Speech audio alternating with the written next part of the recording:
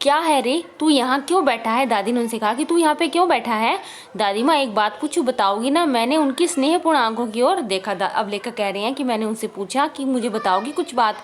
क्या है, पूछ। दादी ने कहा तुम रोती थी। लेखक ने कहा कि तुम रोती थी? दादी माँ मुस्कुराई। पागल, तूने भी खाना भी नहीं खाया ना? चल, यानी वो इस बात को छुपा रही थी।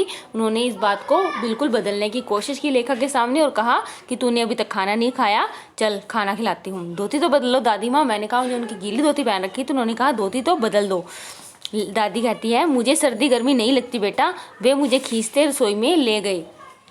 वो कह रही हैं कि मुझे सर्दी गर्मी बिल्कुल भी नहीं लगती, तू चल। सुबह मैंने देखा चारपाई पर बैठे पिताजी और किशन भैया मन मारे कुछ सोच रहे हैं। दूसरा चारा ही क्या है? बाबू बोले, रुपया कोई देता नहीं। कितने के तो अभी पिछले वाक्य वे रोने रोने से हो गए। यानी सुबह उसके पिताजी और उनके भैया बात कर रहे थे कि देनदारों को पैसा कहाँ से दें जो दादा के श्राद्ध में लग चुके हैं और पैसा कोई और दे नहीं रहा, और पीछे वाले कहाँ से चुकाए। वे रोने की हालत में हो रहे थे। रोता क्यों है? दादी माँ उनके पास जाके बोली, माथा सहलाते। वो प्यार से बोल रही कि रोता क्यों है इस बात पे? मैं तो अभी हूँ ना, तुम्हें चिंता करने की क्या आवश्यकता है? उन्होंने संदूक खोलकर एक चमकती सी चीज निकाली। तेरे दादा ने कंगन मुझे इस दिन के लिए पहनाया था, उनका गला भर आया, मैंने इसे पहना नहीं, इसे सहेज कर रखती आई हूँ। यह उनके वंश की निशानी है। उन्होंने आंसू पोंछ कर कहा। पुराने लोग आका पीछा सब सोच रहे थे बेटा। अब उन्होंने कहा है कि तुम रो क्यों रहे हो? इसका भी मैं इलाज कर देती हूँ। इसकी मेरे पास है कुछ जिससे मैं तुम्हारी मदद कर सकती हूँ। उन्होंने अपनी संदूक खोली और चमकती चीज क्या थे? उनके दादाजी के द्वारा दिए हुए कंगन थे जो उन्होंने पहनाए थे। उन्होंने गला भराया था। दादी माँ रोने को हो गई थी।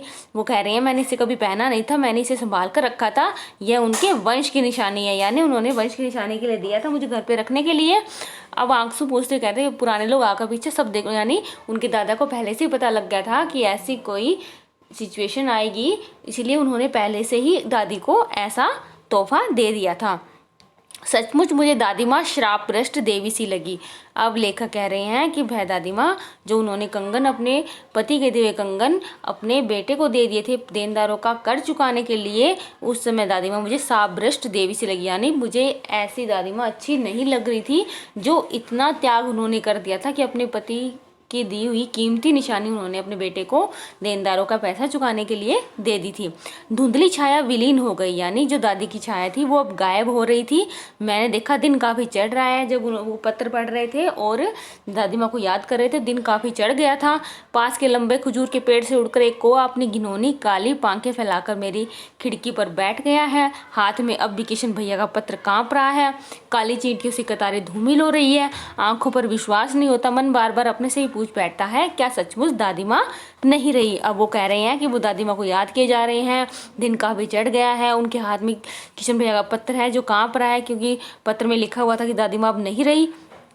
अब उनको आंखों पर विश्वास नहीं हो रहा। दादी माँ को सोचे जा रहे हैं, दादी माँ को याद किए जा रहे हैं और खुद से बार बार एक ही बात पूछ रहे हैं, क्या सचमुच दादी माँ नहीं रही? आपने इस चैप्टर में देखा कि लेखक ने अपनी दादी के एक व्यक्तित्व के बारे में बताया कि उनकी दादी माँ का व्यक्तित्व कैसा था, कैसे वो त्याग की मूर्ति थी। हर सिचुएशन में वो कैसे खुश रहती थी और उनका रौबदार व्यक्तित्व था काफ़ी। हमने इस चैप्टर में पढ़ा और आज हमारा चैप्टर कंप्लीट हो गया।